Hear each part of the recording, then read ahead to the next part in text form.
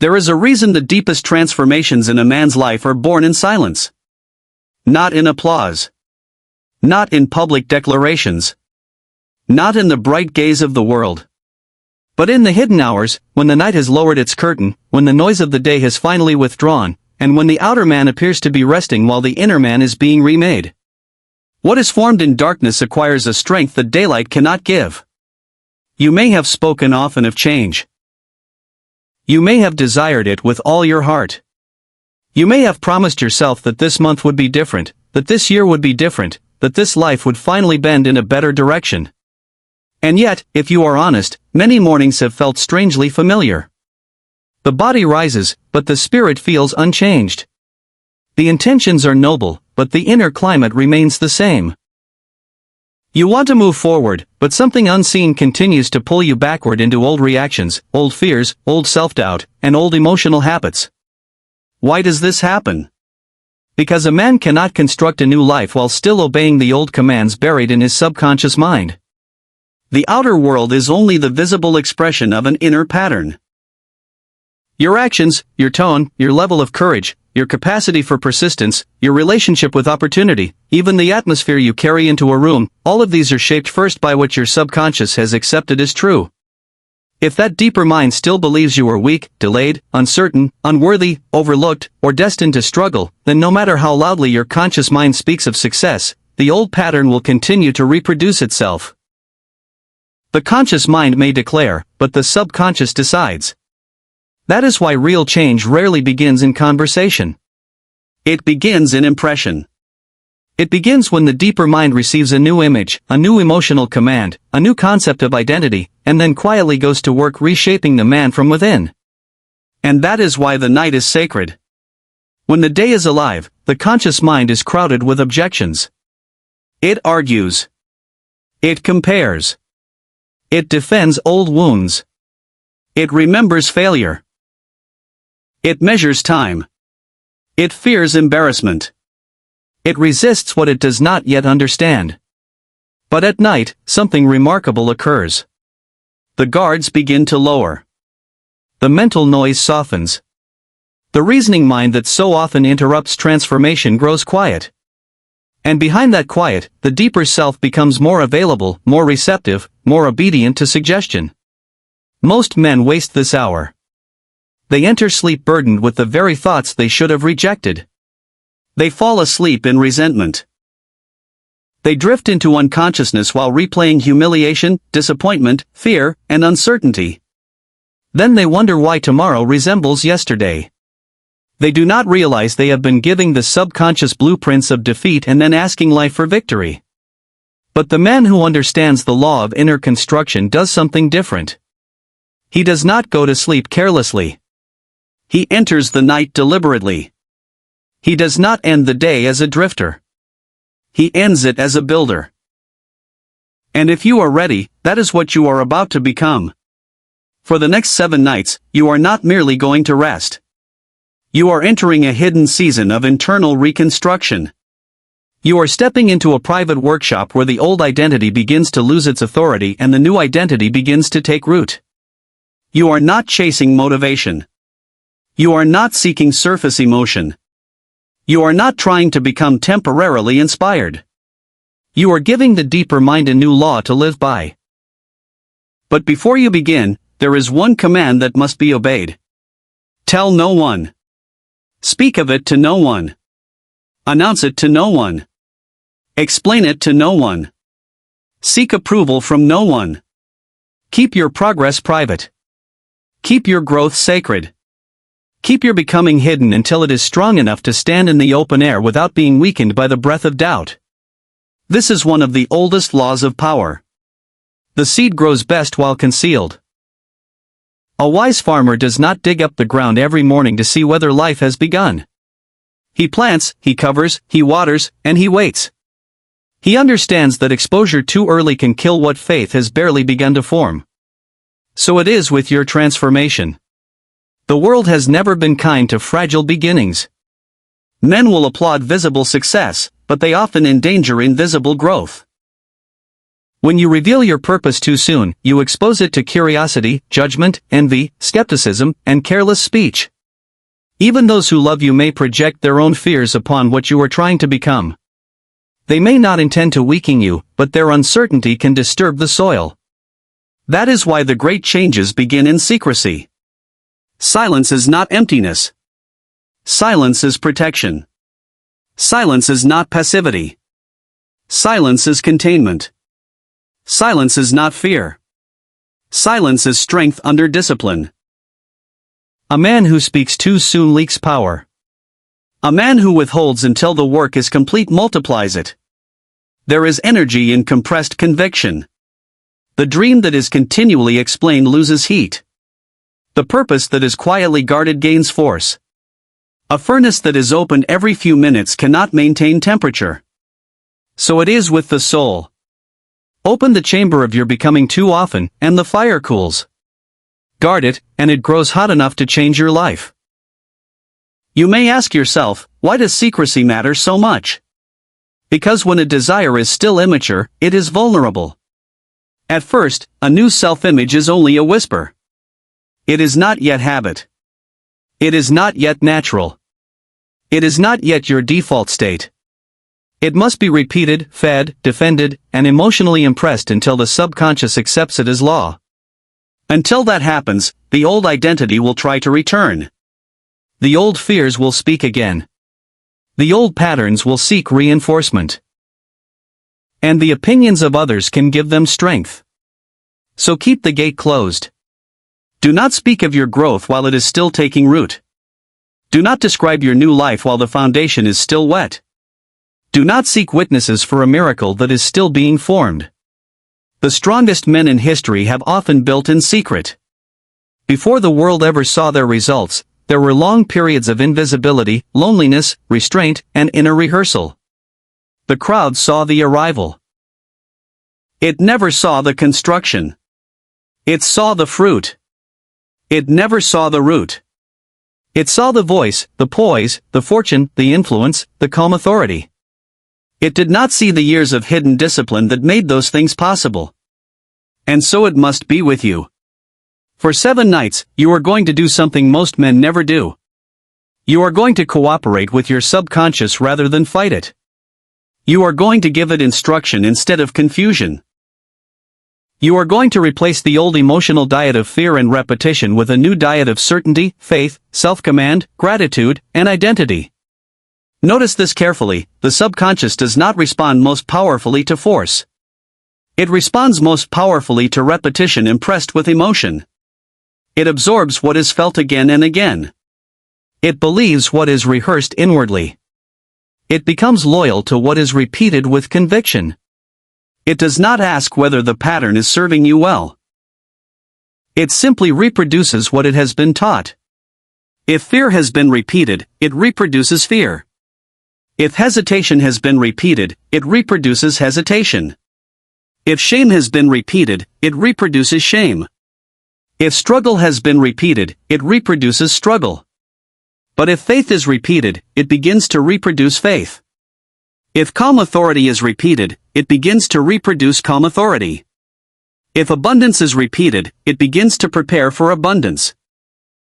If a new identity is emotionally rehearsed night after night, the subconscious begins to reshape the man to match that image.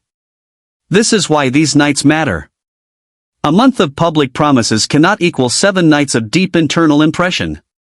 Many men try to change themselves while awake and fail because they are speaking only to the surface mind. But the deeper mind, the one that governs reaction, instinct, emotional setpoint, and behavioral consistency, is still obeying yesterday. You must go deeper than talk. You must go deeper than desire.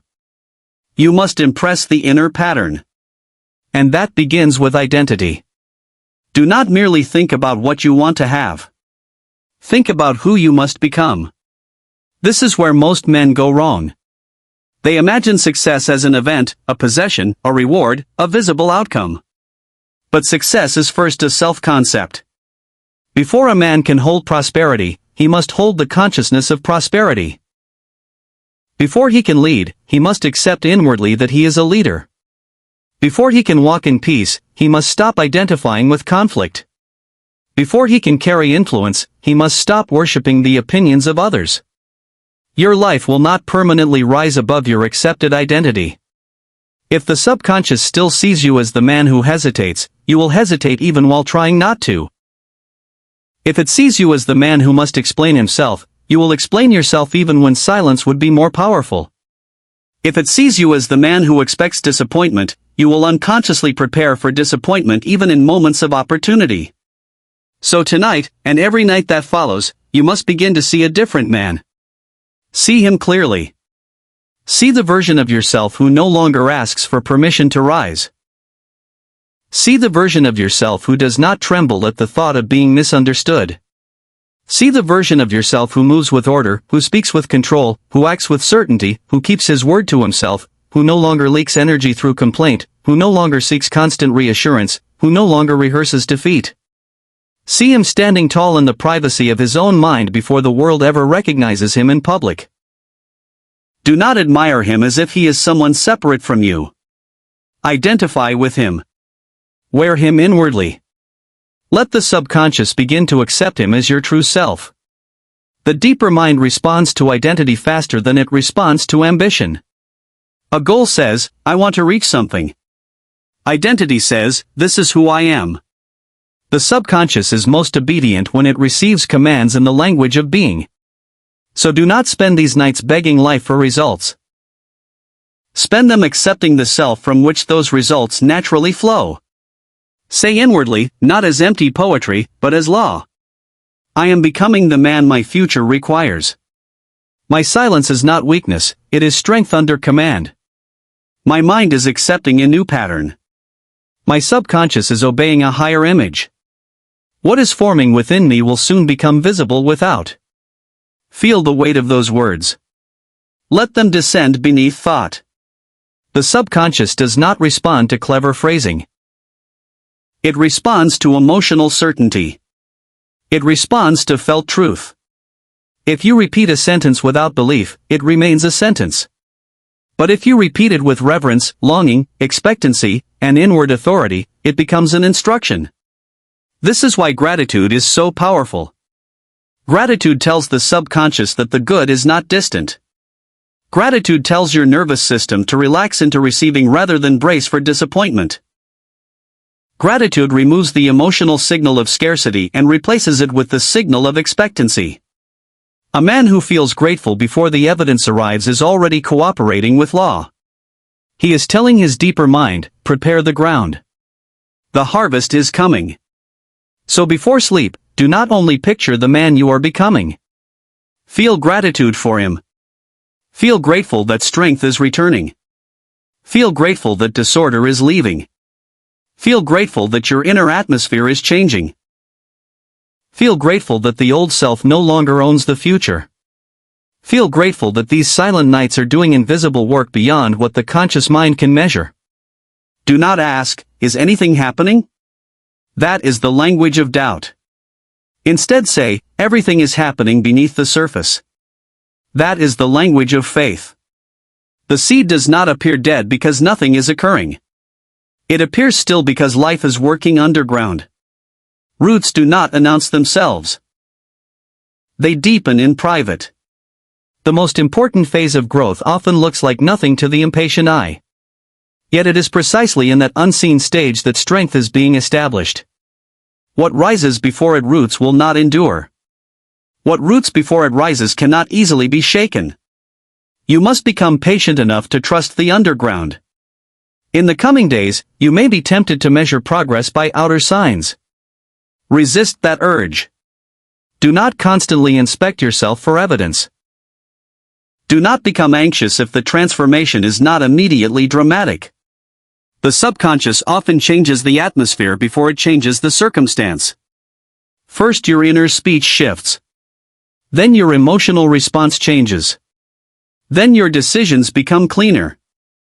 Then your posture changes. Then your tolerance for chaos decreases. Then your standards rise. Then your actions change. Then life begins to mirror the new order. Transformation rarely announces the exact moment it begins. It reveals itself gradually, then suddenly. You may wake one morning and realize that a familiar fear no longer has the same grip. You may notice that you are speaking more slowly, moving more deliberately, reacting less impulsively. You may realize that your mind is no longer eager to explain itself to those who do not understand. You may find that you are less impressed by noise and more drawn to stillness. These are signs.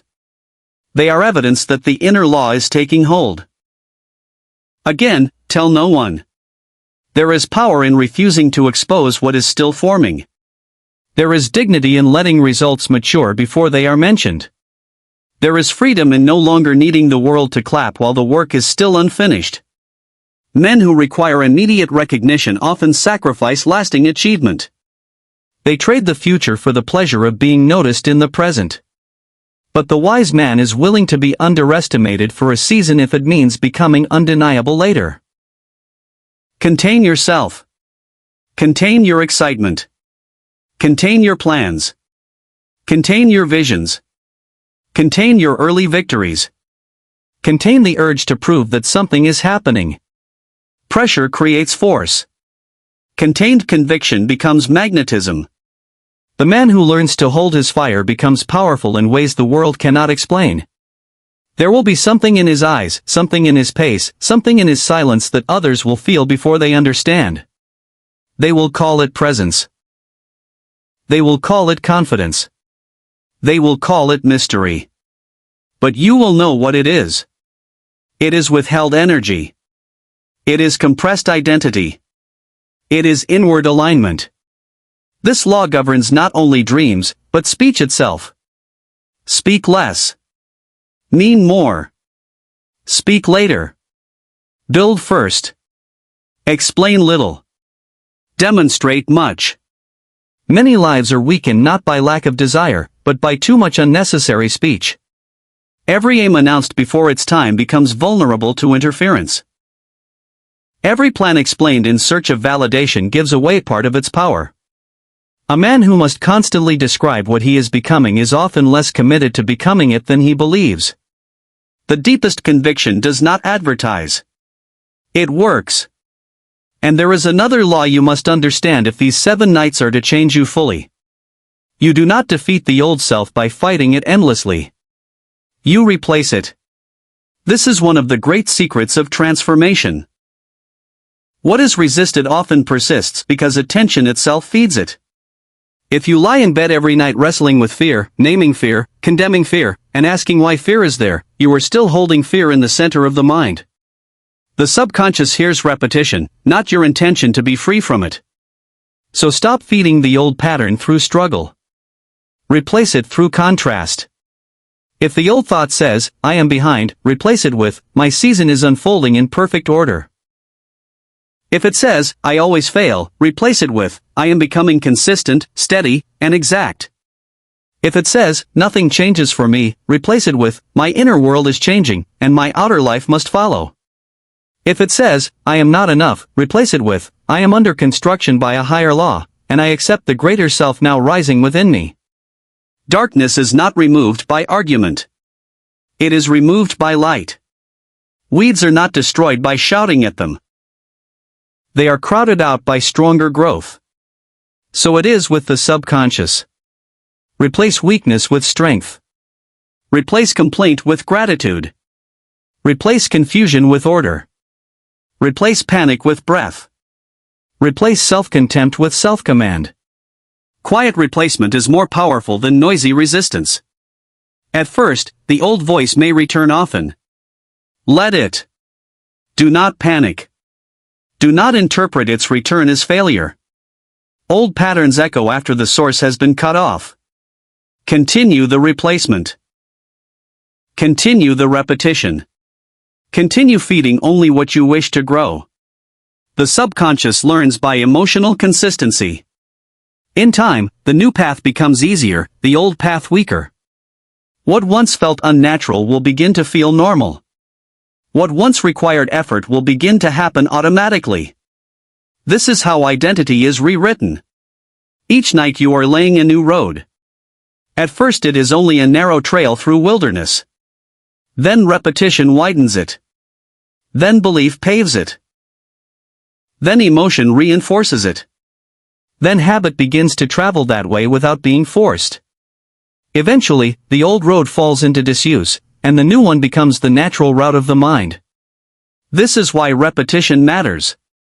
Not because you are trying to convince life, but because you are teaching the subconscious a new familiarity. What is familiar becomes believable. What is believable becomes expected. What is expected begins to shape behavior. What shapes behavior eventually shapes destiny. You must also understand the role of stillness. Silence is not useful only because it protects your growth from others. It is useful because it allows you to hear what noise has been preventing.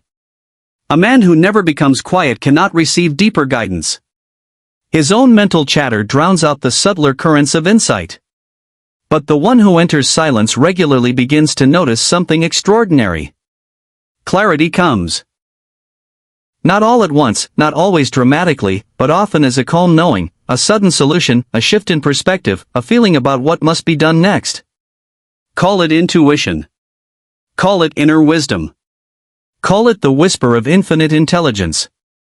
Whatever name you choose, it arrives most clearly when the inner room has been emptied of noise. So as these nights continue, do not be surprised if ideas appear. Do not be surprised if a next step becomes obvious. Do not be surprised if you awaken with a stronger sense of direction. The subconscious is not only storing commands, it is organizing patterns, connecting impressions, and making available the guidance that agitation could not hear. When that guidance comes, honor it. But do not rush to talk about it. Write it down if you must. Act upon it if it is clear. Give thanks for it. But protect it.